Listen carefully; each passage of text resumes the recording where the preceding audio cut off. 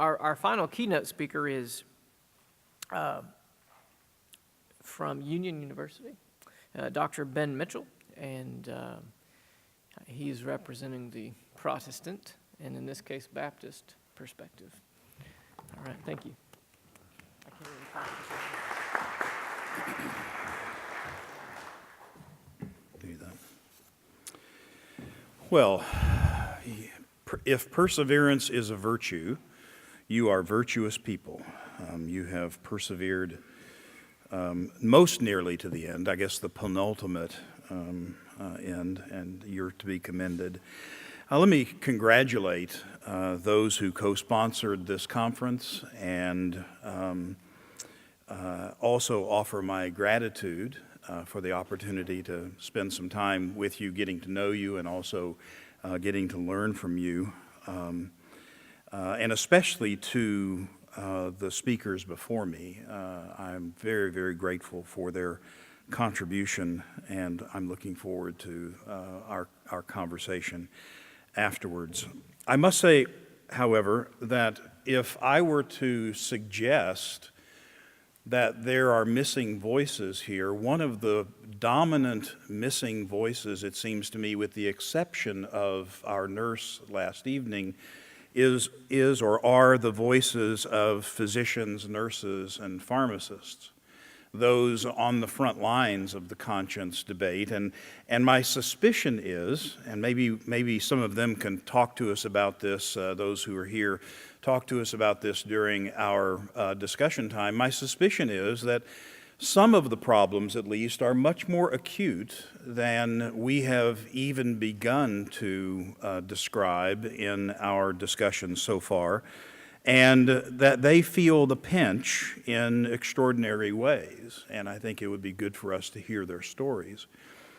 I was talking, as a matter of fact, with a retired physician just this week who told me, he had just recently retired, he told me he was so glad that he was able to practice in the golden age of medicine, because he believes that age is over, that medicine has changed in such a way that from the time he entered medicine, and with the explosion of marvelous technologies and treatments, he was able to witness the golden age of medicine, but with the changes in medicine, both in terms of the professionalism and socialization of physicians and the financing issues and all of that the golden age of medicine was behind us. That doesn't bode well for the future of medicine, it seems to me, and nor for our culture in general. So I'd really love to hear more from those who are, as it were, on the front lines. I also need to mention, I don't know whether you saw this, but you must, I don't know whether it was mentioned when we started, because I wasn't here for the introduction of Dr. Engelhardt, but that is a Van Dyke of St. John the Baptist over your head. Be sure, an original. Be sure that you see that on the way out. I understand it's going to be on a national and international tour soon, so you won't get an opportunity to see it perhaps anytime soon. So I'd take a look at that. It's quite an extraordinary portrait. Well, here we go. Titles for conference talks are anticipatory in at least two ways. First, they help the audience anticipate what the speaker is going to say, and to be honest, they often represent what the speaker anticipates he or she might say before writing the talk.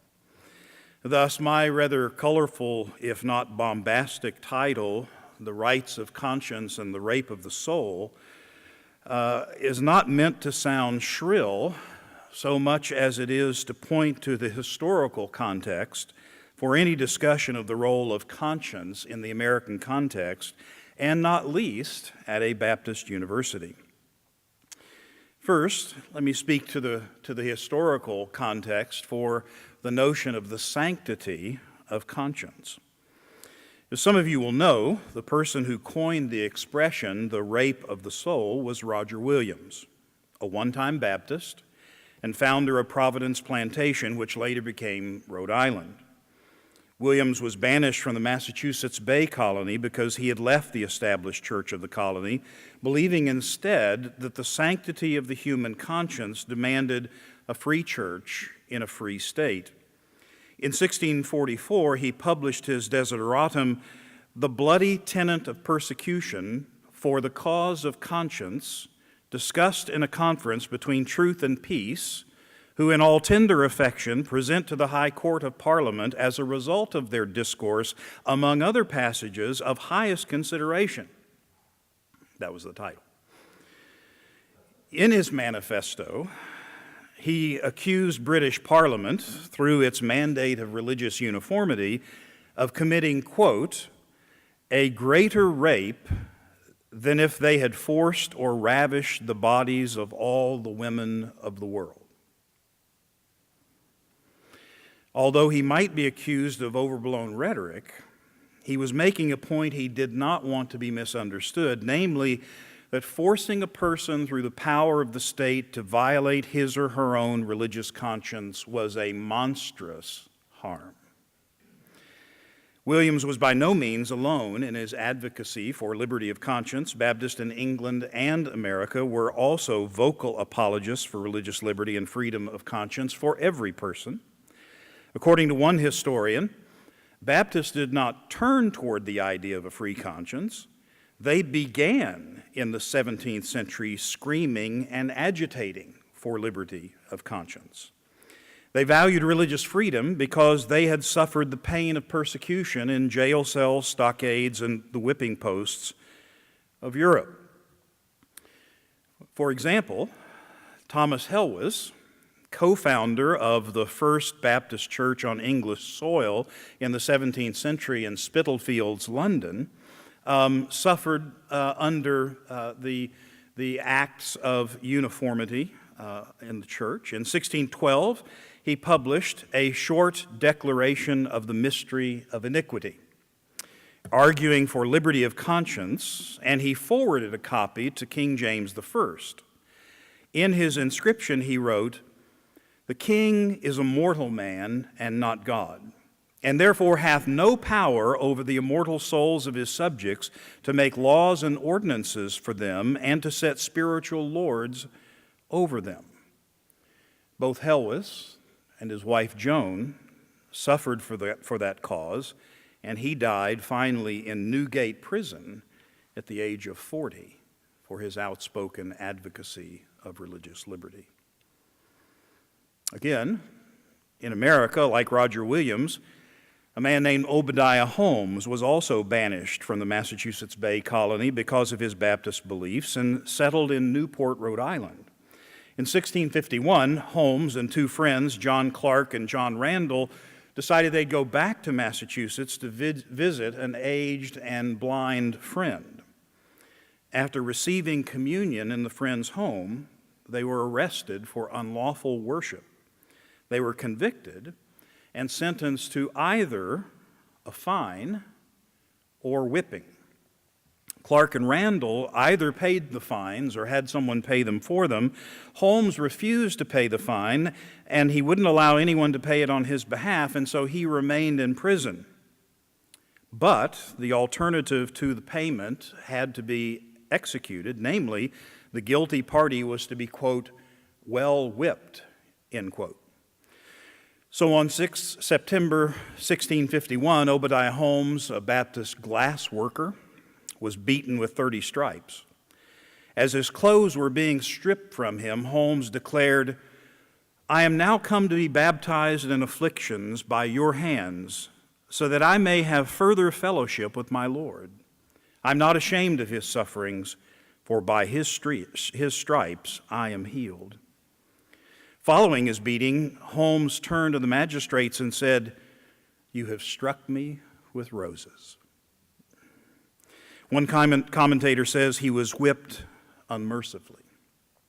Governor Jenks observed that, quote, "For many days, if not some weeks, he could take no rest but upon his knees and elbows, not being able to suffer any part of his body to touch the bed whereupon he lay," end quote.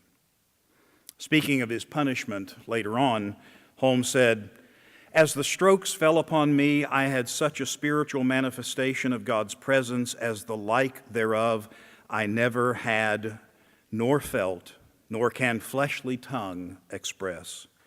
And the outward pain was so removed from me that indeed I'm not able to declare it, yea, and in a manner felt it not, although it was grievous, as the spectator said, the man striking with all his strength, yea, spitting in his hands 3 times, as many affirmed, with a 3-corded whip, giving me therewith 30 strokes. So our forebears paid dearly for the cost of conscience. And because historically Baptists were preachers before they were professors in universities, much of what they had to say about liberty of conscience was couched in sermons. But these were sermons, I suggest, that were very unlike what most of us have heard. For instance, John Leland, a Baptist minister in Massachusetts and Virginia, preached notably in Orange County, Virginia, from 1776 to 1791. During that time, he became friends with James Madison, Thomas Jefferson, and other American founders. And part of a campaign promise to Madison made to Leland, let me state that again. Part of a campaign promise Madison made to Leland and several other Baptists led to the adoption of the Bill of Rights as amendments to the Constitution, especially what we know as the Free Exercise Clause of the First Amendment. That is, that Congress shall make no law respecting an establishment of religion or prohibiting the free exercise thereof or abridging the freedom of speech or press or the right of the people peaceably to assemble and to petition the government for a redress of grievances. In a sermon preached in 1791, Leland declared, "The word conscience signifies common science, a court of judicature which the Almighty has erected in every human breast, a censor morum, a moral judge, over all his actions. Conscience will ever judge right when it is rightly informed, and speak the truth when it understands it. But to avert to the question, does a man upon entering into social compacts surrender his conscience to that society to be controlled by the laws thereof, or can he in justice assist in making laws to bind his children's conscience before they are born? I judge not for the following reasons. 1, every man must give an account of himself to God. And therefore every man ought to be at liberty to serve God in that way that he can best reconcile it to his conscience. If government can answer for individuals at the day of judgment, then let the men be controlled by it in religious matters. Otherwise, let men be free." 2, it would be sinful for a man to surrender that to man which is to be kept sacred for God. A man's mind should be always open to conviction, and an honest man will receive that doctrine which appears the best demonstrated. And what is more common than for the best of men to change their minds?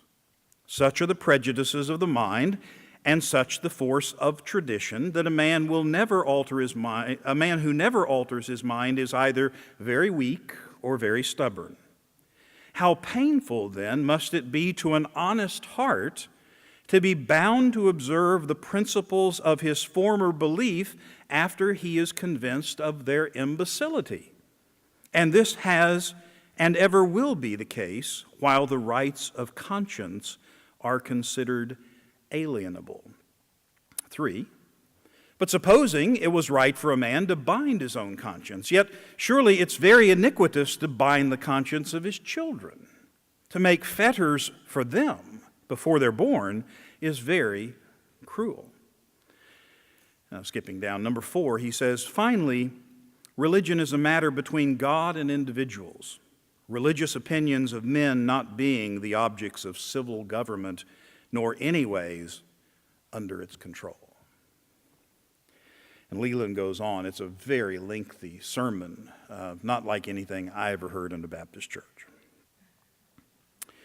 Finally, We can take a more recent example from the famous Texas Baptistress, George W. Truett, who was pastor of First Baptist Church Dallas from 1897 until his death in 1944.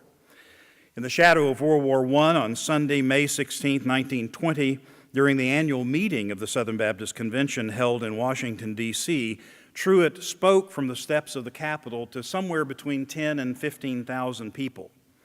J.B. Gambrill, who was then the president of the Southern Baptist Convention, said of Truett's sermon, "Since Paul spoke before Nero, no Baptist speaker ever pleaded the cause of truth in surroundings so dignified, impressive, and inspiring.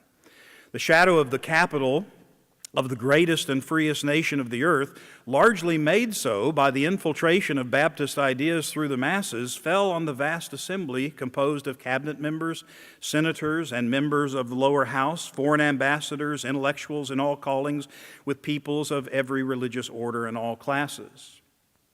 The subject was fit for the place, the occasion, and the assembly. The speaker had prepared his message. In a voice clear and far-reaching, he carried his audience through the very heart of his theme. History was invoked, but far more, history was explained by the inner guiding principles of people who stand today, as they've always stood, for full and equal religious liberty for all people. There was no trimming, no froth, no halting, and not one arrogant or offensive tone or word. It was a bold, fair, thoroughgoing setting out of the history and life principles of the people called Baptists.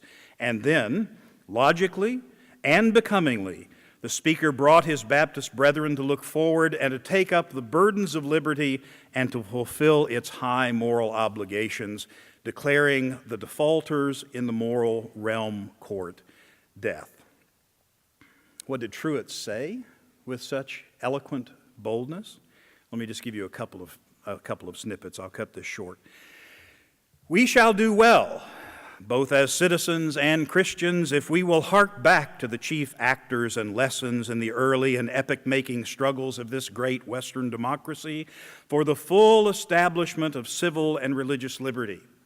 Back to the days of Washington and Jefferson and Madison, and back to the days of our Baptist fathers who have paid such a great price through the long generations that liberty, both religious and civil, might have free course and be glorified everywhere." Years ago, at a notable dinner in London, the world-famed statesman John Bright asked an American statesman, himself a Baptist, the noble Dr. J.L. Curry, "What distinct contribution has your America made to the science of government?" To that question, Dr. Curry replied, "The doctrine of religious liberty."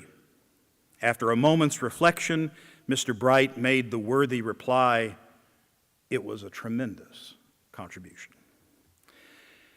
Truett goes on, "Indeed, the supreme contribution of the New World to the Old is the contribution of religious liberty.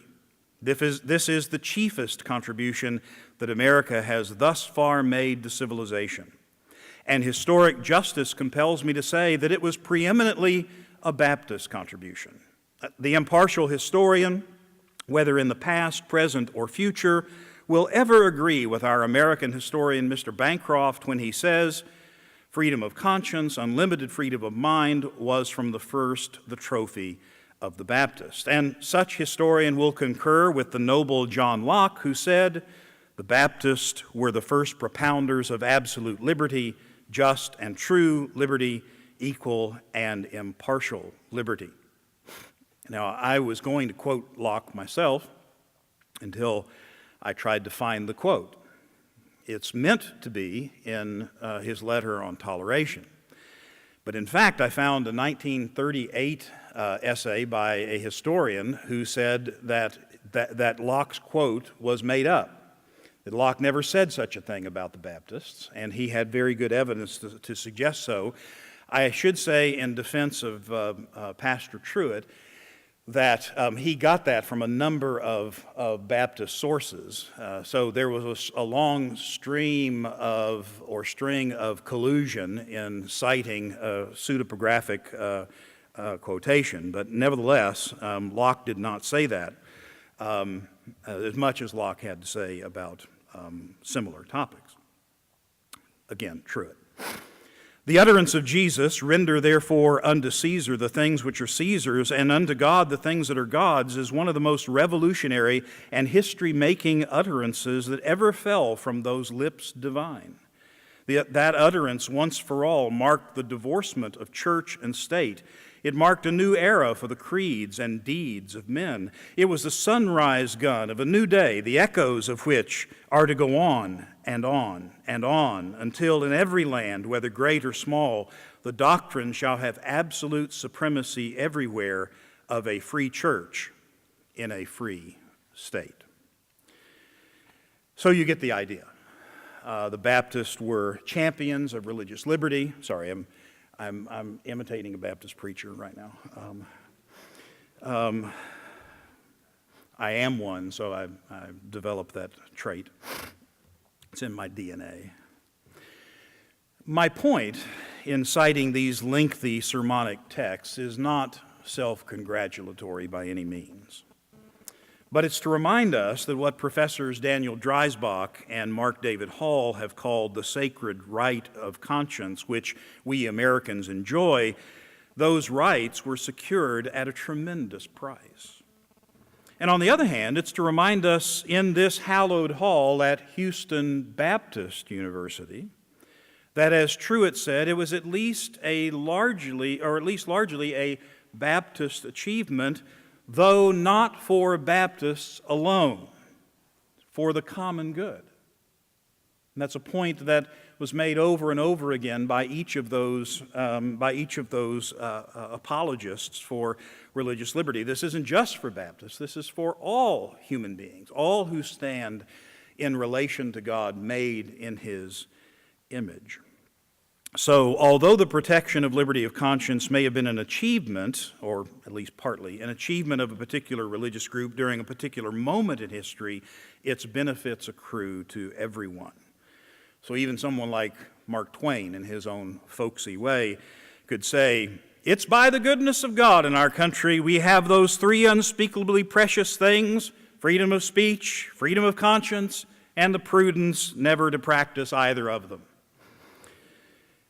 Or as Gandhi put it, perhaps more soberly, "In matters of conscience, the law of the majority has no place." What we assume, I'm afraid, and take for granted, was sealed by the blood of the martyrs. And God forbid, may be again. So how are we to treat conflicts of conscience?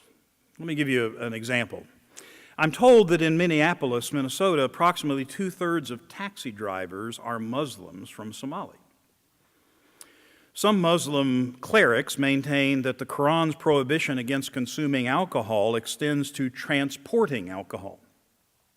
Thus, some Muslim cab drivers in the Minneapolis airport have refused to transport passengers who are openly carrying alcohol from duty-free airport shops. And this was presumably based on religious conscience.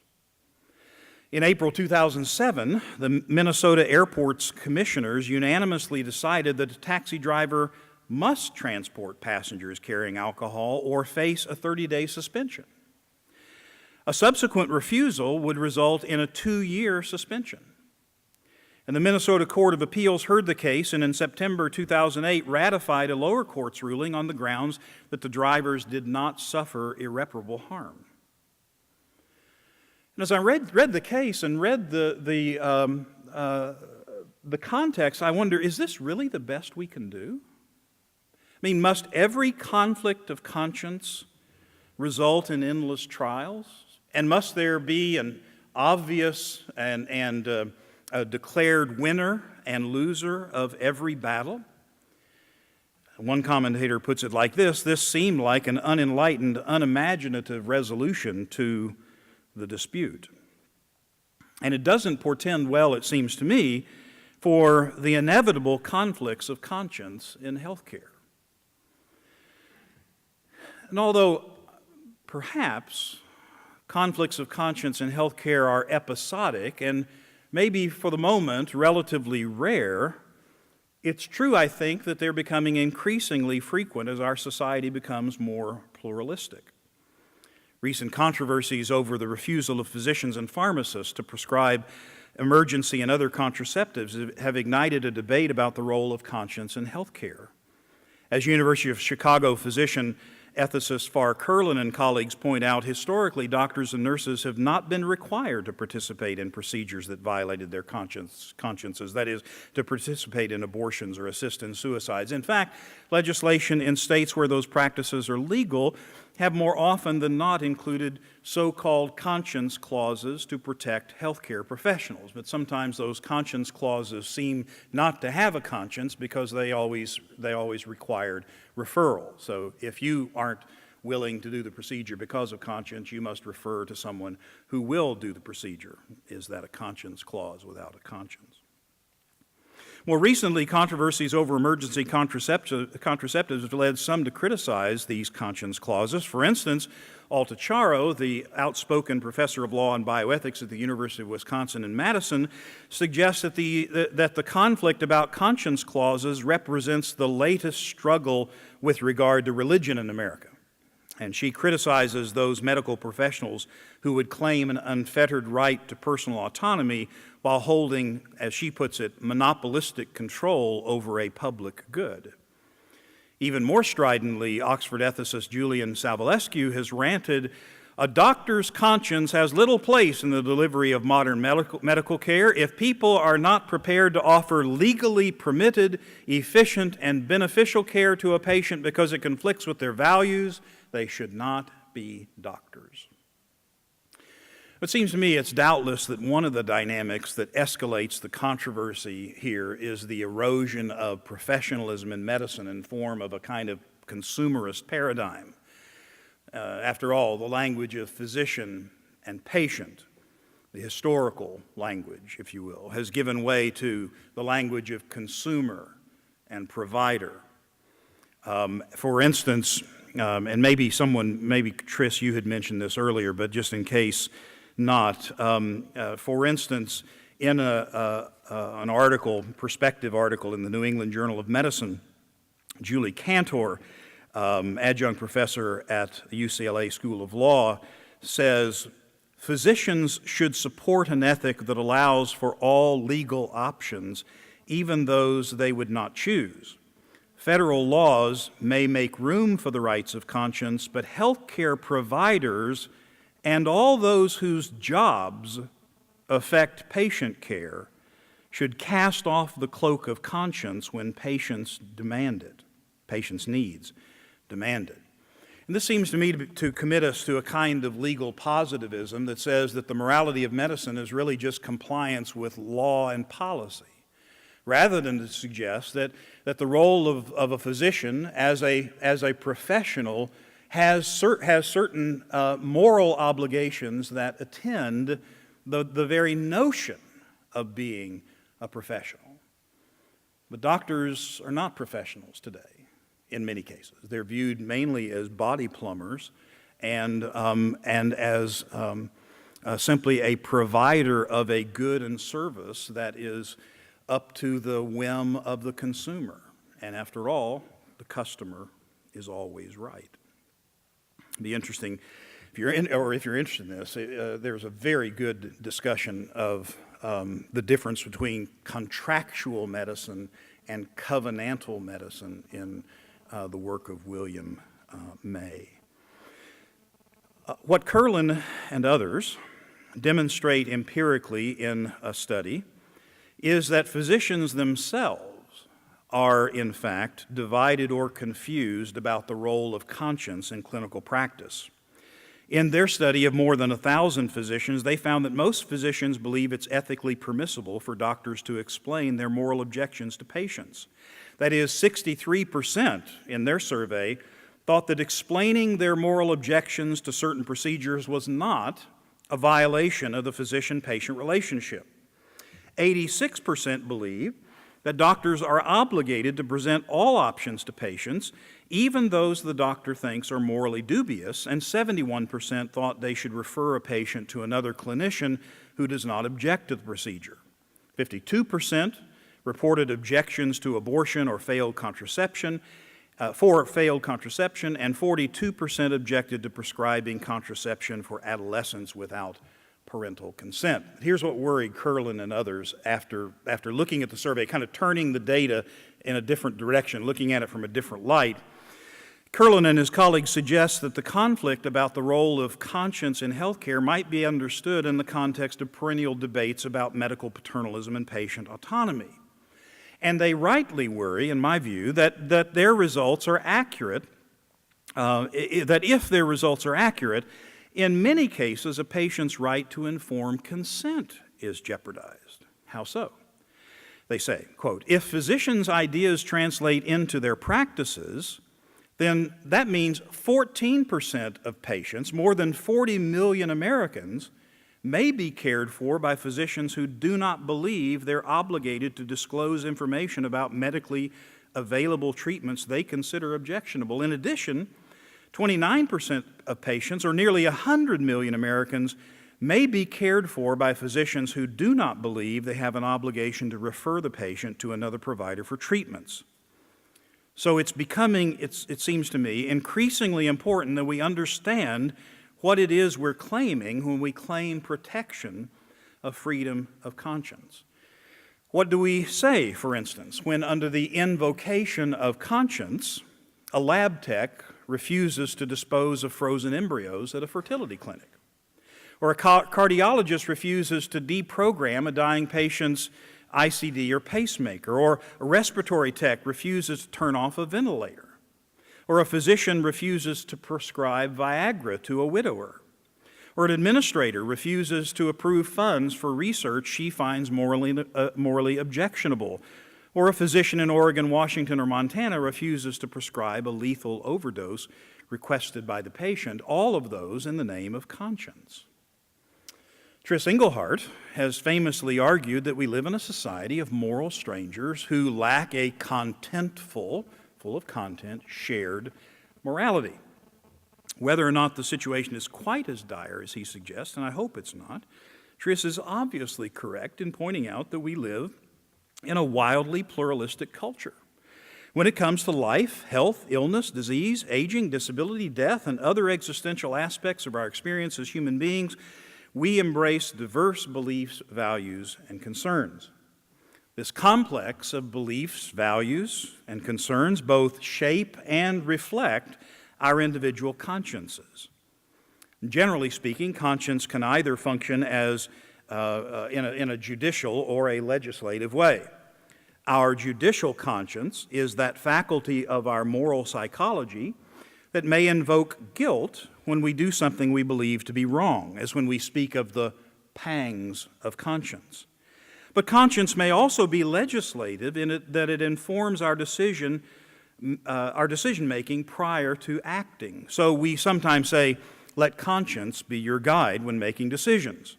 My guess is that our legislative conscience would lead some of us to very different answers to the questions that I just posed.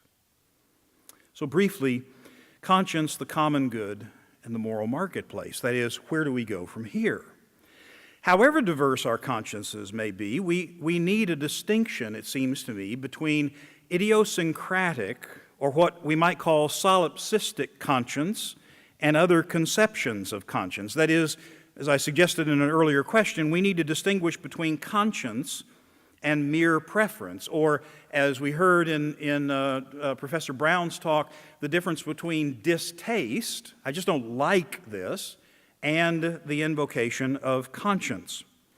University of St. Thomas School of Law professor Robert Vischer maintains quite convincingly that with respect to the protections of the state, conscience is not a lone renegade black box, as though when someone says, my conscience tells me thus or so, we can't inquire further.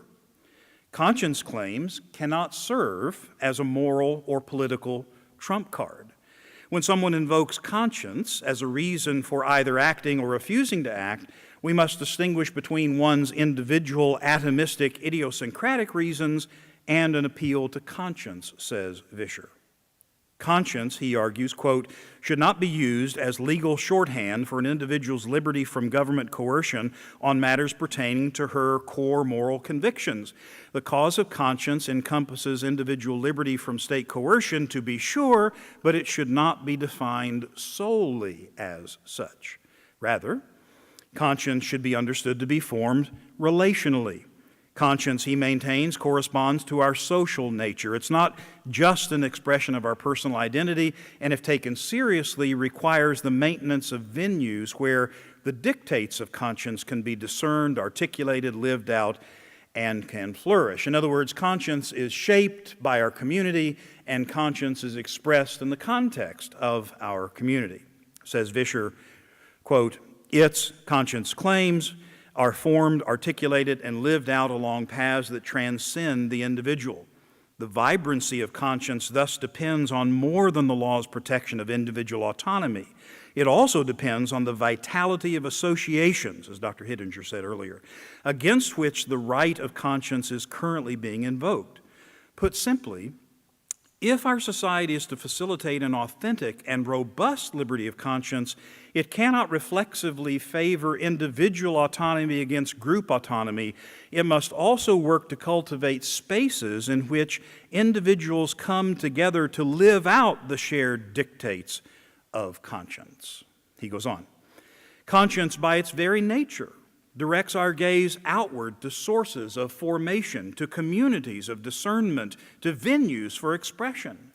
When the state closes down venues by which persons live out their core beliefs, and admittedly some avenues must be closed if peaceful coexistences be possible, there is a cost to the continued vitality of conscience. And he gives an example, and I don't want this example to be misunderstood. I don't mind if you misunderstand me. I don't want you to misunderstand my citation of him.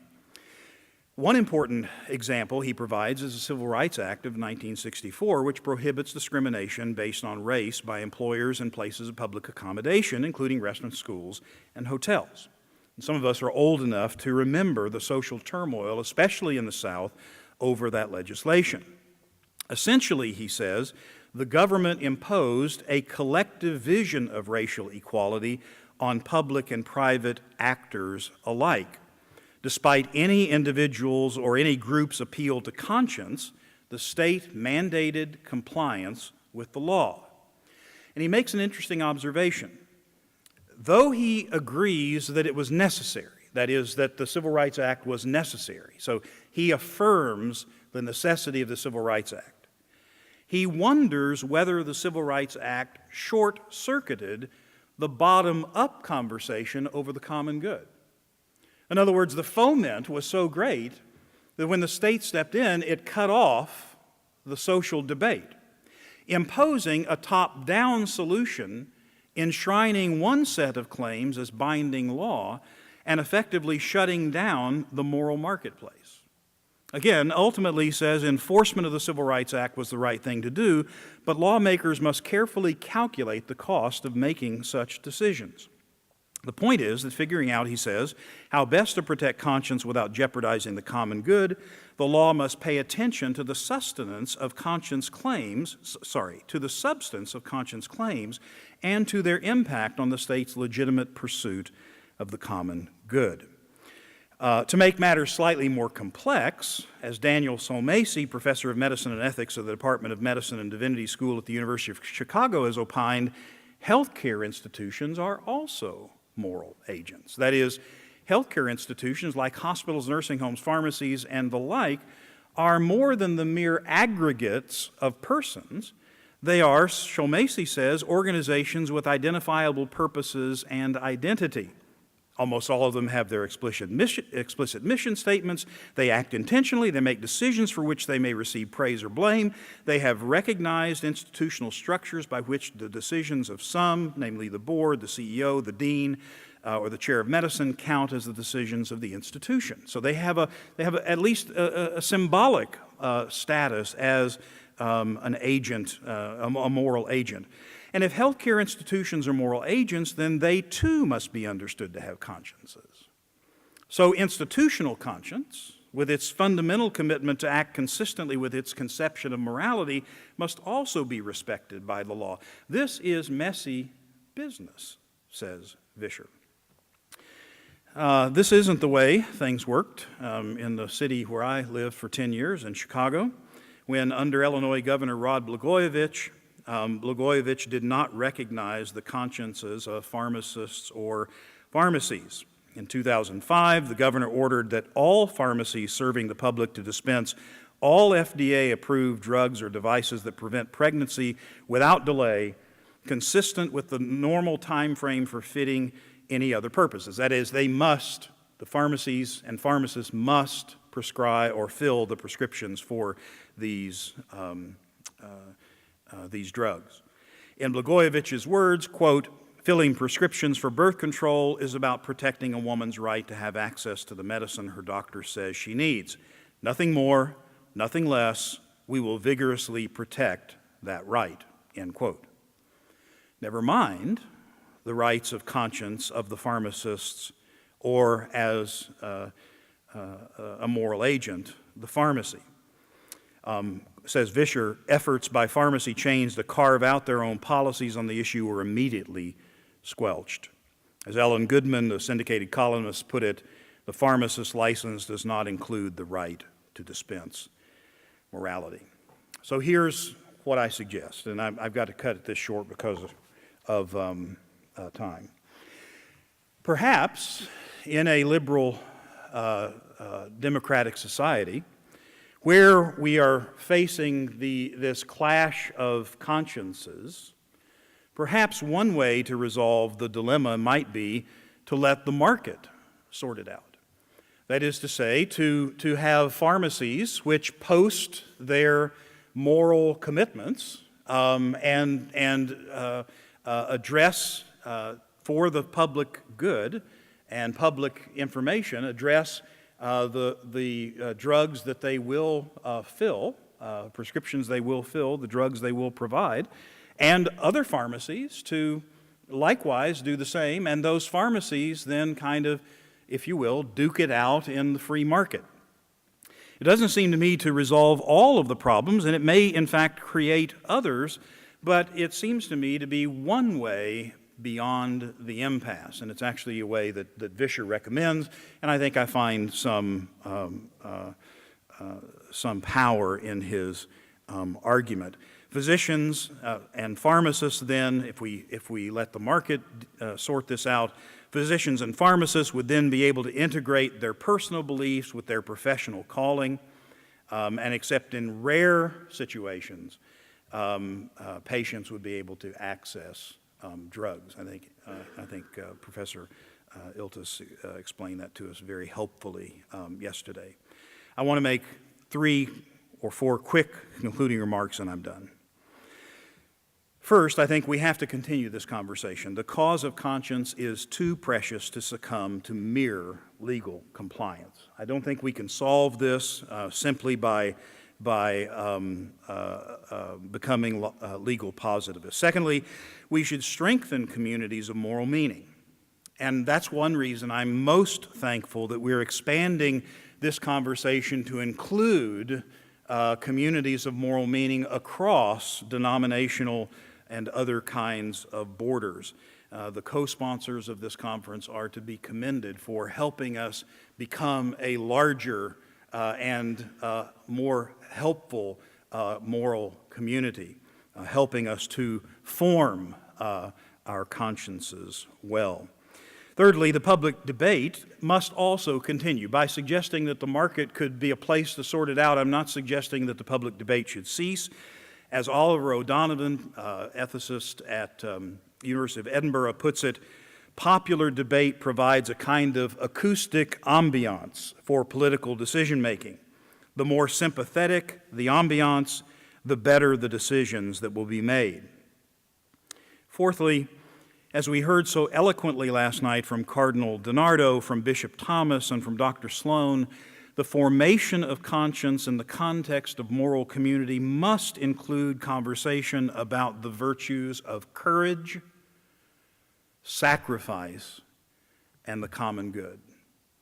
Courage, because it takes that virtue to stand against those who would violate conscience, sacrifice because that's what it may ultimately take, and the common good because we need a better conception than we have been able to articulate thus far, how our activity in the public square can contribute to the common good, not the greater good. It's not a utilitarian claim, but to the common good. And then finally, one of the looming meta-problems, it seems to me, is the erosion of vocation, vocatio, and professionalism in medicine. The role of medical education and the socialization of doctors, nurses, and pharmacists is a perennial issue and worth taking up in a more concerted way, even by this group. It seems to me that we need a rehabilitation of professionalism. I think my time is up. I thank you for your attention. I look forward to your comments.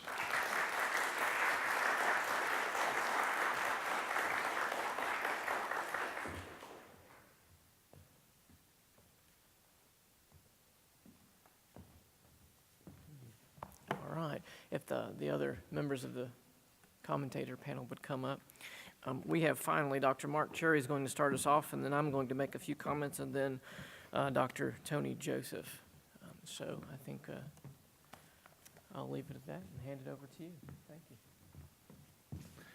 Ladies and gentlemen, it's a great joy to be here today with you. One of the dangers of being a commentator is that there's always the risk that the speaker on whom you're commentating will cut his paper for time and cut out the paragraph you found most interesting and on which you're commenting.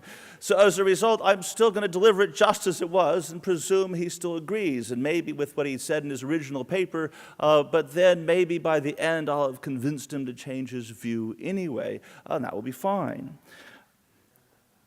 I'm calling my commentary Some Reflections on Lying. First, let me start with a spiritual puzzle. Inside Professor Mitchell's very interesting presentation. In particular, in this paragraph that he skips, he draws the following very interesting moral conclusion. He says, similarly, quote, when some pharmacists in my region receive calls asking if they have emergency contraceptives they find morally problematic, they ask the caller to hold a moment, then put down the phone, picking it up after the appropriate lapse of time and say, no, I'm sorry, we're out. Of course, they had the drugs, but they gamed the system, and I would argue harmed their own souls by deliberately lying, so they did not have to commit what they thought was a greater evil. Namely, he's drawing attention to the idea that lying so as to avoid prescribing or dispensing the morning after pill, the abortion pill, as an evil that the person brings upon themselves. The puzzle here, for me at least, is why he thinks it harms the physician's soul deliberately to lie in such a case. As I will explore, not only may the pharmacist lie in such a case, but probably the pharmacist ought to lie. That is, the lie is not merely permissible, it may indeed be obligatory. As I was saying goodnight to my sons last night, telling them to sleep in the morning, not to harass their mother, because I was going to leave very early and come give this presentation. They were very unhappy, because I was, of course, depriving them of their French toast in the morning. And then I said, I'm going to be arguing in favor of lying. And they said, that's okay. You go. That sounds fun. Right? So first, a few comments about Christian theology, how we ought to live. To begin my reflections, one must remember that Orthodox Christian theology is not first and foremost an intellectual pursuit, but rather it's a way of life pursued aesthetically through prayer, fasting, and almsgiving, oriented through right worship to repentance and knowledge of God. Christianity is not a philosophical system, nor is it a set of logical arguments, nor a set of personal values. It's an encounter with God Himself. Christian ethics, and thus Christian bioethics, including concerns regarding whether or not one should follow one's conscience or even tell the truth, ought to be appreciated as appropriately situating moral concerns within the bounds of a rightly lived Christian life, oriented always toward God and salvation. The cardinal elements of Christian anthropology is that humans are created to worship God. Human morality must be supportive of this principal ontological characteristic. If moral analysis only inquires after human goods or focuses on such things as equalities or autonomy, free choice, justice, or fairness, it will fail to appreciate the depth of traditional Christian understandings. The moral life depends on understanding human goods in terms of divine reality and then submitting to the will of God. Medical choices must also be appreciated within this fuller spiritual context. Health and medicine are important goods, but as St. Basil the Great recognized, they offer real temptations to sinful passions and jealous hubris, turning this life, its desires and pleasures, into idols. Within a Christian life, health and medicine, even appeals to patient autonomy and truth-telling, or even to one's conscience, must always be understood as secondary to the struggle towards salvation. So, moral choice in a fallen world.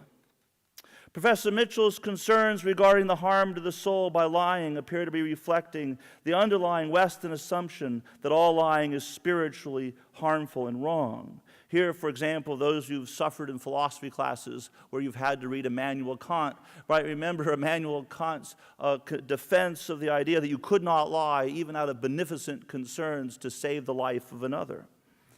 The Western world picks up much of this historical view that lying is both necessarily spiritually harmful and intrinsically evil from Blessed Augustine, who Professor Engelhardt tells me I'm supposed to say of most ambivalent memory. That one may never speak a falsehood with the hope to deceive. Augustine argued that, quote, a lie is an utterance of a person wishing to utter a false thing that he may deceive, end quote. It was this exceptionless position that became the standard moral judgment in the West. This position on the intrinsic evil of lying, however, was never the position adopted by the traditional Christian church. While the general moral rule was not to deceive, to answer simply and straightforwardly as Christ commanded in Matthew 5:37. The church also recognized that in certain circumstances, lying was acceptable, indeed at times obligatory. Christians have traditionally held that it was very likely obligatory to lie to save life and preserve chastity, to avoid blasphemy and idolatry. Abortion is, after all, absolutely prohibited as murder, and one may not participate in or aid and abet others in murder. Consequently, providing pharmaceuticals to procure abortion is also prohibited, and therefore one should surely lie to protect the life of the child and to protect oneself from great spiritual harm. Consider, for example, if I was asked by one of my female students, Professor Cherry, I need an abortion. Can you give me directions to Planned Parenthood?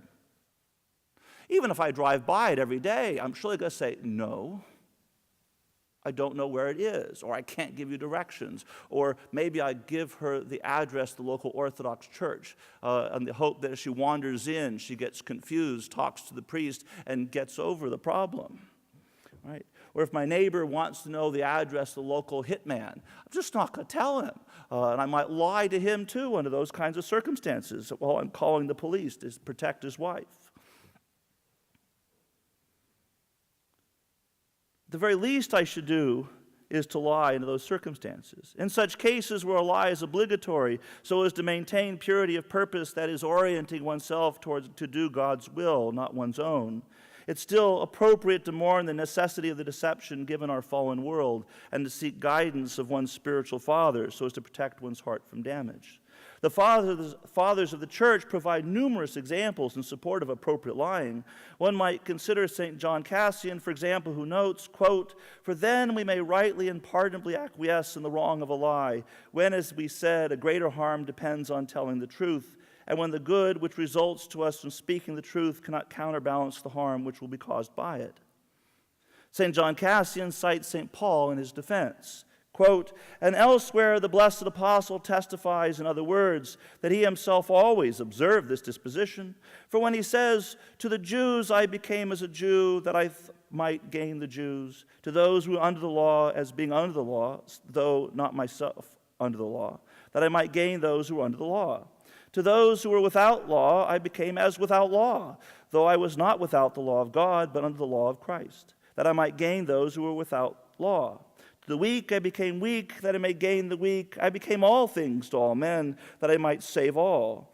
What does he show but that by according to the weakness and capacity of those who were being instructed, he always lowered himself and relaxed something of the vigor of perfection, and did not cling to what was his own strict life might seem to demand, but rather preferred what the good of the weak might require. End quote. In each case, St. Paul is noting the ways in which he used deception so as to help convert the Jews, the weak, and others to Christ. St. John Cassian also cites the example of Rahab, who by a lie was blessed by being listed in Christ's genealogy, and Jacob the patriarch, whose lie secured for himself the blessings of the firstborn. Similarly, St. John Chrysostom provides lengthy discussions of the appropriateness of medical deception. Quote, to discover how useful deceit is, not only to the deceivers but to the deceived, go to any doctor and inquire how they cure their patients of disease. You will hear them say that they do not rely on their skill alone, but sometimes they resort to deceit, and with a tincture of its help, they restore health to the sick man. When the plans of the doctors are hindered by the whims of their patients and the obstinacy of the complaint itself, then it is necessary to put on the mask of deception in order to conceal the truth about what is happening, as they do on stage. In each of these cases, and the many, many other examples provided by the Fathers, the analysis of truth-telling is lodged within a moral framework directed towards salvation, where what is at stake is not a legalistic obligation to follow a particular rule, do not lie, or preserve fully patient autonomy, but a therapeutic orientation of oneself and others towards God. Ideal moral deportment is not exemplified in self-directed, autonomous, fully informed, individualistic choice, following the potentially idiosyncratic judgments of one's own conscience, but rather in the appropriate decision-making assenting to the will of God. So some concluding thoughts. As Professor Mitchell rightly notes, among the key challenges for traditional Christians is that the world seeks to isolate, domesticate, and suppress Christianity. Contemporary intellectual and political culture is characterized by the affirmation of the public forum as properly structured by an understanding of rationality that is fully secular, open to all, and adequately able to frame and guide the moral life. Proponents of this secular view seek a bioethics completely severed from any appeal to God or to the transcendent. A bioethics that affirms sexual freedom, easy and unfettered access to abortion, and even infanticide and euthanasia. The dominant ethical and bioethical theories of today are embedded in a worldview determined to secure moral direction and human meaning without a particular, unique, and defining encounter with the transcendent God. Their secular focus is on individual liberty and the role of the physician, pharmacist, and other healthcare workers in enhancing autonomous free choice. Within such a context, lying to patients and others appears to be morally undeveloped, if not absolutely outrageous. How could we deny persons, they might say, access to the truth so that they may choose for themselves, given their own values and beliefs? Without rightly directed focus on and appeal to the one true God, morality is no more than what humans make of it. Its content and theoretical construction are contingent and socially, historically conditioned. Without God and His unique, objective understanding of reality, moral truth, human flourishing, and even the deep moral intuitions of bioethicists and their concerns about truth-telling are no more than particular human creations. Without appeal to God and His unique perspective on reality, morality and bioethics are trapped in immanence. Absent God, there exists no standpoint outside of the particular cultural conditioned perspective from which to communicate any deeper perspective of reality or of the bioethics that such a reality would secure. Consequently, the field of bioethics is unable to extract itself from the substantive disagreements that define the contemporary culture wars. What's it meaning in the what morality is at stake with regard to sexuality, the procreation of children, of suffering, or abortion. Despite repeated and impassioned claims of consensus, even claims regarding consensus of truth-telling to patients, moral disagreement defines the field of bioethics. Such significant dissonance, however, is precisely what one ought to expect once moral truth and the coherence of the moral project is secularized and cut off from God as its metaphysical anchor. Rather than discerning actual moral truth, secular bioethics merely affirms its own particular culturally conditioned ideological perspective. Unlike secular bioethics, Orthodox Christian bioethical moral discussion begins from the fundamental standpoint that there exists a deep metaphysical foundation for reality, grounding empirical knowledge in the coherence of the moral life. Christians know that unconditioned moral truth can in principle be secured. This is the perspective of God, reality as God knows it to be. The experience of God as the author of reality brings into harmony the content of morality together with the motivation to be moral and the justification for morality. God is the creator of all things. Moreover, God commands. He's the ultimate source for meaning of created being, for the ground of human flourishing. Through God, the right, the good, the virtuous have their ultimate origins, understandings, and sanctions. Here, one will even properly understand when to tell the truth, when to withhold the truth, and when to directly lie. As St. John Cassian argues, we may not lie indiscriminately, nor with inappropriate or evil purpose, but for the sake of eternal salvation. He says, quote, "For God is not only the judge and inspector of our words and actions, but he also looks into their purpose and aim.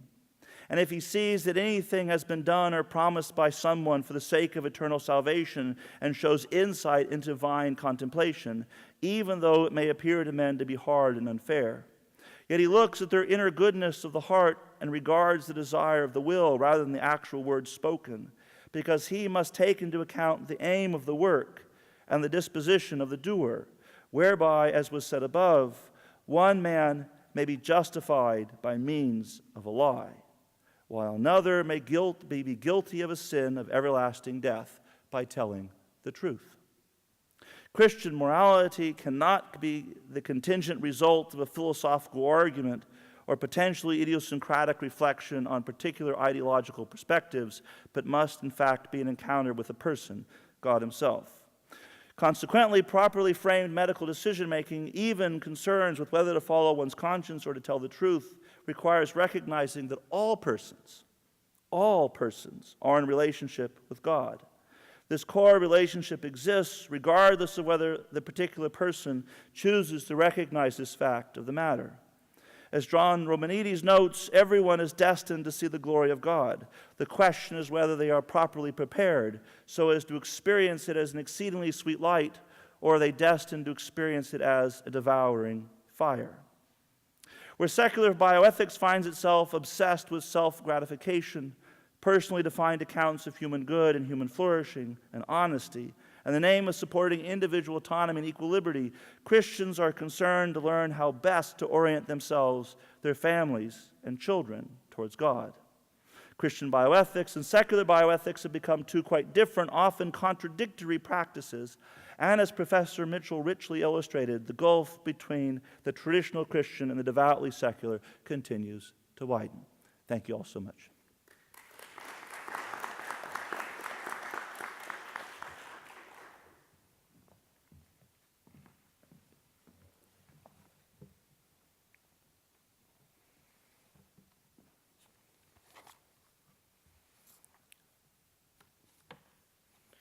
I've entitled my comments, "Some Comments." It's true. I don't want to lie. First of all, I'd like to make it clear what I'm about to do. I'm going to be making some comments that may seem quite pedantic. You may think that I'm overly simplifying, or maybe that I'm trying to explain and be precise where one need not be, because no one in here is confused about these issues. But first I would like to say something about values. Dr. Iltis actually stole my thunder yesterday, but since Dr. Mitchell brought it up again, I'd like to just read a short quote and then make a comment about it. This was an Oxford ethicist ranting. "A doctor's conscience has little place in the delivery of modern medical care. If people are not prepared to offer legally permitted, efficient, and beneficial care to the patient because it conflicts with their values, they should not be doctors." Well, first let me say that I'm going to take issue with that statement.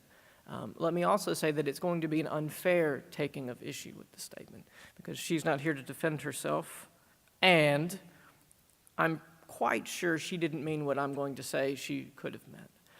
She did not modify the term values, and we know if we have a big umbrella of philosophy, we also have major divisions, if you're inclined to categorization, of ontology or metaphysics, epistemological questions of knowledge and belief, and then axiology.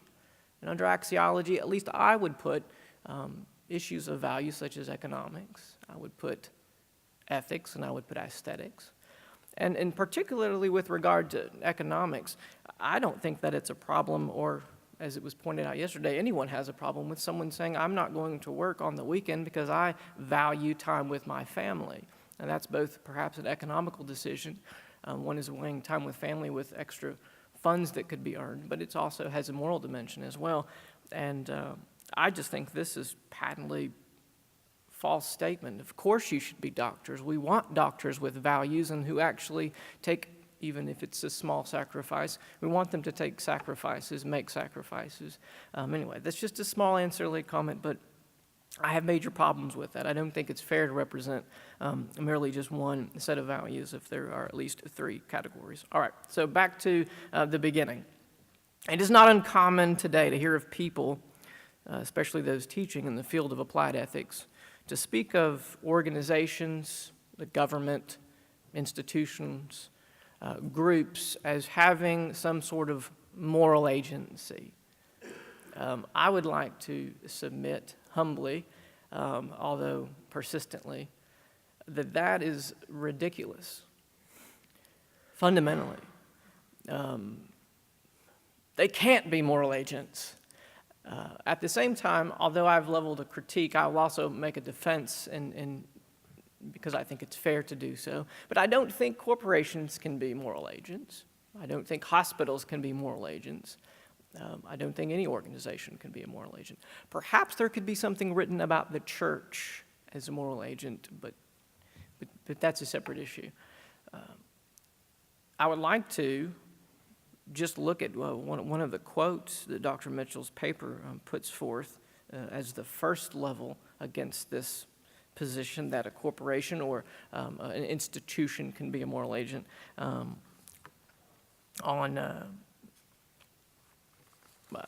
sure that many of you would already agree with me on that, but just quickly. If government can answer for individuals on the day of judgment, let men be controlled by, or let be controlled by it in religious matters, otherwise let men be free. So I don't think anyone ever will see a final judgment day where an organization will be held account for something that one of its agents did. Now, on the defense side, of course we talk that way. We have to speak that way, don't we? And it's actually not a disproved method of rhetorical analysis. Synecdoche is a perfectly appropriate way to speak of something. For the Latin, totum pro parte, taking the whole for the part.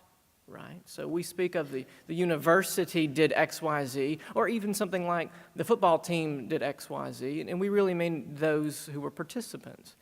Also, if the Army, this is a classic example, if the Army is taking a left turn in its march, it's a distributive sense, isn't it? The Army may be taking a left turn, but really it's every individual agent who's making a left turn in concert, but still.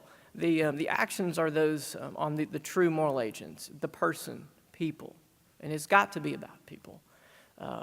The idea that you can have a corporation as a moral agent, to me, I think is just fundamentally an error. I think it's wrong-headed. Nevertheless, I also understand that we must talk about organizations as moral agents sometimes, but I don't think we should automatically take it as a pass, that we can just say, oh, organization, moral agent, sure, I get it. And that's not really a critique of Dr. Mitchell's paper, but of a trend that I see, especially in business ethics. All right. Comment number 3, the institutionalization of ethics. Dr. Mitchell's paper mentioned legal positivism, but it also qualified that as institutionalized legal positivism. And there are different definitions. What is meant by legal positivism is not always clear, but essentially Dr. Mitchell's point was that if at the point where the law becomes ethics, where the two are synonymous, there is no difference. It's the same line that one must cross or one must not cross. Then we've got legal positivists. And so I'll use his sense of the term. I think that institutionalization of ethics, that is importing into a particular institution, or maybe an institution that's on a grand scale such as medicine, I think when we import ethics, the only way that we can do that is by rules, is it not? We do so today by laws, and I have a comment that's an aside to this comment. Normally I would actually literally step aside, but I realize it's being taped. If you take the idea that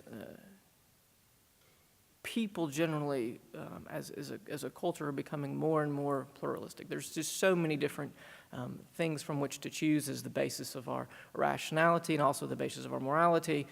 It's probably a good idea to have some common ground in the law. The law is not necessarily a bad thing, but as I have, and I'm prepared to use as a rhetorical device of boredom, I'm about to read you some of the laws that actually govern. This has actually information and evidence for two parts of my critique, or my comments. Number one, the Sherman Antitrust Act of 1890, the Clayton Act of 1914, the Federal Trade Commission Act 1914, Robinson-Patman Act 1936, Wheeler-Lee Act, McCarran-Ferguson Act, the Lanham Act, Consumer Goods Pricing Act 1975, FTC Improvement Act, the Antitrust Improvement Act, the Trademark Counterfeiting Act, Trademark Law Revision Act, Federal Trademark Dilution Act, Digital Millennium Copyright Act. Those are laws, just some more. Pure Food and Drug Act 1906, Wool Products Labeling Act, Fur Products Labeling Act 1951, Federal Hazardous Substances Labeling Act, Truth in Lending Act, Consumer Product Safety Act, Fair Credit Billing Act, Magnuson-Moss Warranty Act, Energy Policy Conservation Act. I'm actually skipping some of these. Fair Debt Collection Practices Act, Toy Safety Act, Telephone Consumer Protection Act, Do Not Call Implementation Act of 2003, Equal Pay Act 1963, Equal Pay Act 1963 amended, Title VII of the Civil Rights Act of 1964, which was amended in 1972, the Age Discrimination in Employment Act, Occupational Safety and Health Act, educational amendments in 1972 that were Title VII. There was also some discrimination based on sex and education programs that came out. Vocational Rehabilitation Act, Vietnam-era Veterans Readjustment Act. I'll skip through some of these. 1991 Civil Rights Act of 1991. Clean Air Act, environmental issues. National Environmental Policy Act, 1970. Coastal Zone Management Act. Federal Water Pollution Control Act. Noise Pollution Control Act. Safe Water Drinking Act. And I really did skip some of those, and I realized that was boring, and that was the point. We are commanded in Scripture, Romans 13, 1 through 7, to submit to the authorities.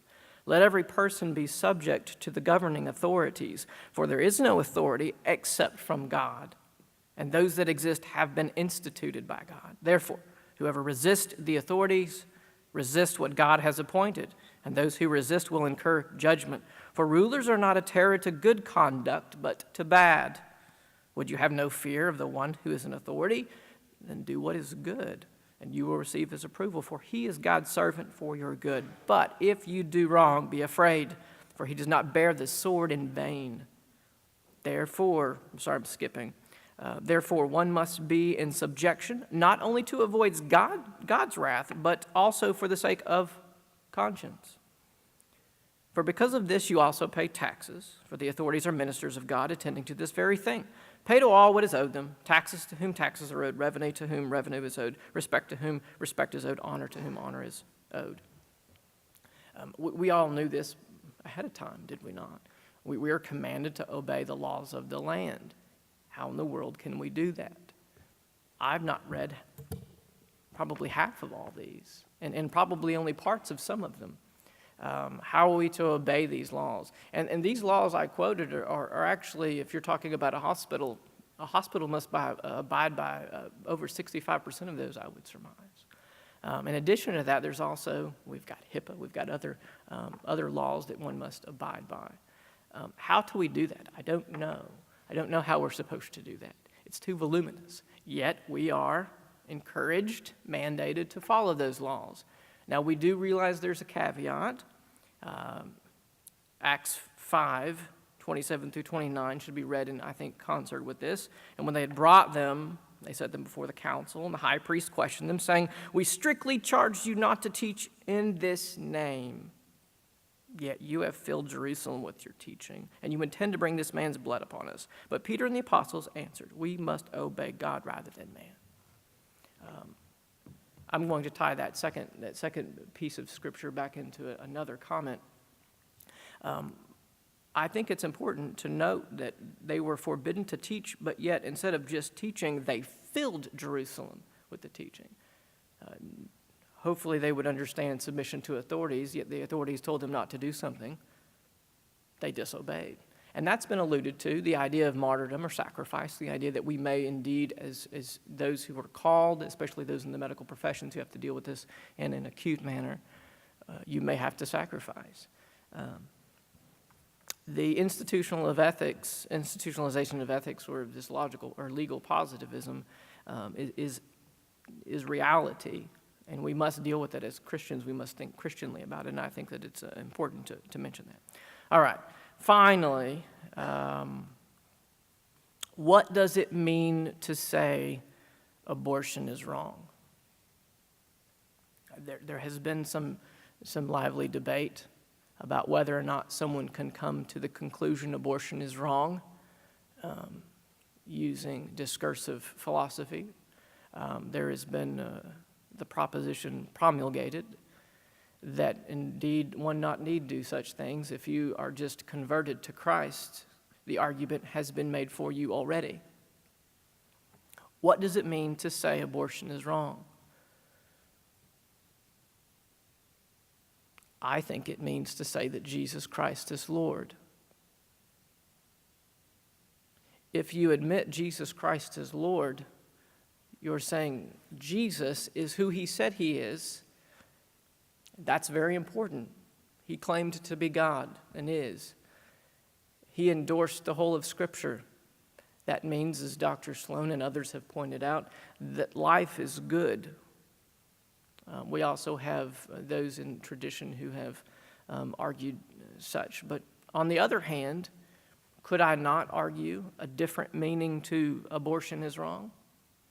Murder is wrong. The taking of innocent life without any sort of justification is wrong. And I would say, looking to the Abolition of Man, C.S. Lewis's work, that we could find that in many communities, that would be something that would be rather objective. Could we not say that taking of innocent human life without justification is wrong? Could we not say that abortion is the taking of innocent life without justification? Well, perhaps. Now, would someone be obliged to follow that line of reason? I think it's helpful. I think, however, I'm going to side with the camp that says if we want to convince, we should convert. We need to tell people about Jesus. We need to think Christianly. We need to be Christians. And that may cause for sacrifice, as I said. But I think it's important for us to actually understand, and we've taken for granted, I think, and you may think that this is an overly pedantic question to ask, but I don't.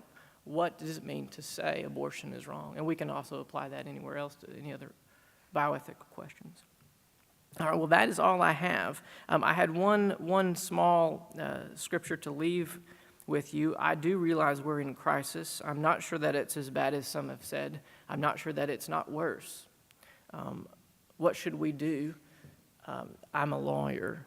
That's why it's good they sandwiched me in between two intellectuals who are my superiors, because you'll be left with something good and good taste in your mouth. But Paul, he actually appealed both to what I would consider classical rhetoric, but also to the law of the land and also to the command of God. The following night, Acts 23, verse 11, the Lord stood by him and said, quote, "Take courage, for you have, as you have testified to the facts about me in Jerusalem, so you must testify also in Rome." There was a purpose to the context of what happened, but also during this context, he says, look, you're about to whip me. I'm a Roman citizen. Take that. And they backed off. He defended himself. He went to the stasis of place, of forum, didn't he? He said, I may be in trouble, but this is not how you're supposed to deal with it. I have rights. I want them to be applied to me. I think that we can do that as well. I realize that in the medical community, doctors and nurses don't always like lawyers. I understand that. But it's not necessarily a bad thing to have someone be an advocate for you, maybe in the legal profession, a calling to the law. It's not necessarily a bad thing for you to be defended in a lawsuit. You may have one, and that may be one of the sacrifices you have. But I would encourage you, but that's not outside the testimony of Scripture. It's something that we could look for and maybe find ourselves paralleling Paul. All right, that's all I have. Thank you for your time.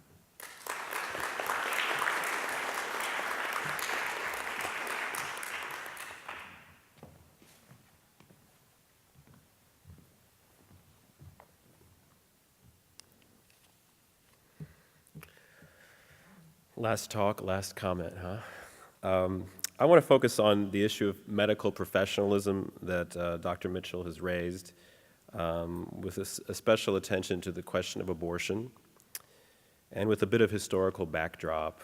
I'm not sure I'm an intellectual as a historian. I don't know if we quite make that claim. So, but I am a historian, so that's sort of the primary focus of my own research, and is sort of looking at the history of abortion and with respect to law and medicine. From Dr. Mitchell's paper, it looks as though we are in the midst of a great bait and switch carried out by the advocates of abortion. In the lead up to the Roe v. Wade ruling in 1973, the advocates of abortion argued for the marginalization of the Christian tradition, of American legal tradition as reflected in statutory law, and of community mores. They insisted instead on the moral agency and autonomy of the physician, who, in his or her best medical judgment, they said, ought to be permitted to perform an abortion. And in Roe v. Wade, the Supreme Court largely embraced that argument. At bottom, the Roe decision gave physicians, not women, the right to abort. And I think this is, sort of a essential legal truth about the decision that's often overlooked. The primary right has been accorded to the physician. So this is the bait, speaking of the importance of the moral autonomy, the moral agency of the physician, and then the Supreme Court affirming that approach. But now that the legal right to abortion has been thus secured, the advocates of abortion seek to withdraw physicians' autonomy so that physicians will not be able to refuse to perform abortions or refer for them. The scaffolding of physician autonomy helped erect the abortion edifice. Now we see the effort to dismantle that scaffolding so that no one else can use it for a contrary purpose. Perhaps the bait and switch will bring to an end a long era in American history capped by the physician's triumph in Roe, during which the conscience of the physician has been considered central to decisions regarding abortion. The data that Dr. Mitchell cites from the Curlin study is indeed striking. If 86% of physicians, out of 1,100 surveyed, polled, 86% of physicians believe that even morally dubious medical options must nonetheless be presented to patients, and if 71% believe physicians should refer patients for procedures to which they themselves have moral objections, then we are indeed in a new era. The physician is a kind of a mere service provider, an amoral agent of the will of the patient. As Dr. Mitchell notes in speaking of the erosion of professionalism in favor of a consumerist paradigm, the physician as a mere body plumber. So I think, we have the same concern there, and I think your paper has helped me kind of articulate in my own mind, what that concern is. You don't want to give someone so much moral authority in the absence of a well-formed conscience, but I think we have to have physicians who see themselves as having a particular jurisdiction, a kind of moral jurisdiction that accrues to them by virtue of their training and their formation.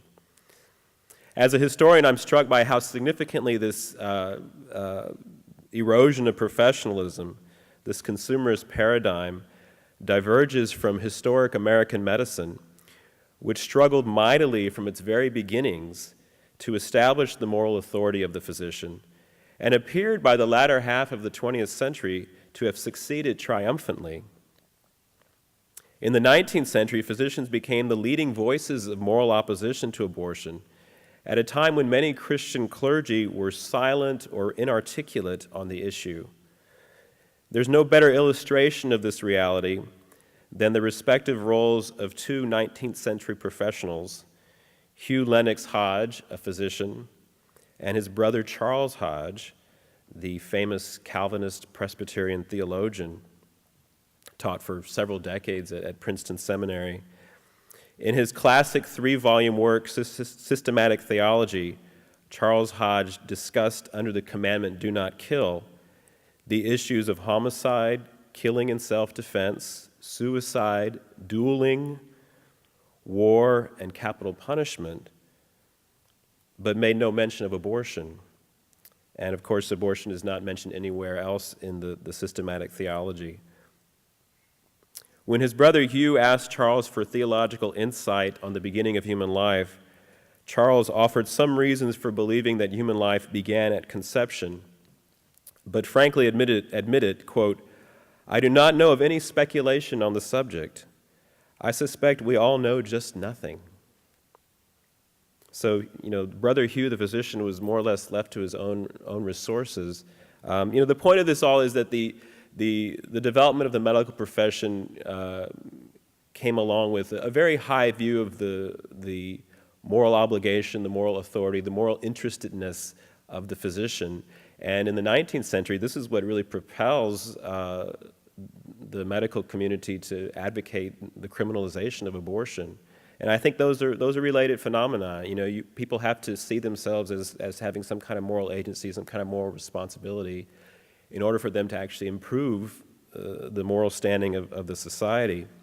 So criminalization of abortion was high on the agenda of Hugh Hodge and other physicians who helped found the American Medical Association in 1847. The anti-abortion legal regime they established certainly restrained physicians, so physicians aren't completely morally autonomous, but it did so in this broader context of physicians' moral agency and moral responsibility. And indeed, a significant amount of discretion was still left to the conscientious physician dealing in particular with a crisis delivery or crisis childbirth. The anti-abortion statutes did not explicitly prohibit abortion in such a circumstance, and the statutes were generally read to permit it. So there was kind of an implied understanding that even if there's a law against abortion on the books, there may be circumstances in which the physician exercising the medical judgment, which is his right, may actually resort to abortion. And the most common example was the procedure known as craniotomy, in which in a crisis delivery, if the physician thought the life of the mother was in danger, he would perform this form of abortion called the craniotomy, in which the head of the fetus was perforated with scissors, the skull destroyed, the fetal body dismembered, and the body parts removed. I know it sounds very familiar, right? Partial birth abortion today. And so this is sort of something left to the discretion of the physician. Hugh Hodge lamented that craniotomy was being resorted to far too often and with too little regard for the life of the unborn. So again, this is in the 19th century when we're dealing with an anti-abortion legal regime. In general, the practice of craniotomy exposed an important Catholic-Protestant divide on abortion.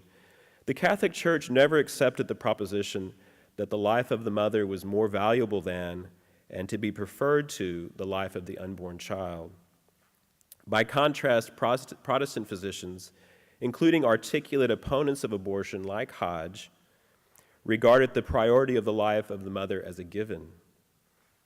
The Holy See in 1884 prohibited the teaching of craniotomy in Catholic schools, Catholic medical schools, and the Catholic Church became associated with the promotion of the cesarean section as an alternative where delivery proved to be extremely hazardous or impossible.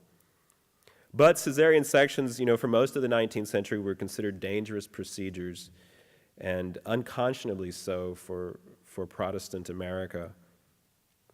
So there's a bit of a divide that develops there. But so long as American culture was broadly speaking favorable to unborn life and hostile to abortion, the precedence given to the mother in a crisis delivery was simply a hard case about which reasonable, conscientious physicians could disagree. But in the 20th century, medical discussion of abortion shifted from the crisis delivery to what we would now call the crisis pregnancy. So the point of medical crisis where a morally weighted decision must be made is sort of pushed backward from the point of labor and delivery, backward into the heart of the pregnancy, the heart of the 9-month term. In that context, the moral autonomy that the physician already had now had the potential to sanction abortion in response to a much broader range of medical indications. And so what I think happens in the 20th century is that this moral authority that physicians had fought for and exercised in supporting anti-abortion laws is now going to become a force for the liberalization of abortion law and practice. And I think you get a good example of this in Karl Barth's Christian Dogmatics, first published in English in 1961, a telling illustration of how much authority, moral autonomy could actually be granted by a Christian theologian to a physician. Barth repeatedly asserted the traditional Christian prohibition on abortion, a great divine no, as he termed it, but he ultimately introduced exceptions that threatened to swallow the rule. For Barth, a physician was not necessarily guilty of a wrong if he counseled a woman to abort on account of, quote, a threat to the physical or mental life of the mother or of economic or environmental conditions. So you can see it's the crisis pregnancy, right? It's not just about what happens at the birth. Indeed, Barth relied on the physician rather than on any general code of Christian ethics to determine the best course of action in any particular case. And I think, I'm far from being a theologian. I'm sure some of you could correct me and elaborate, but my understanding of this is very consistent with Barth's ethics generally. Very resistant to the idea of a codification of moral principles.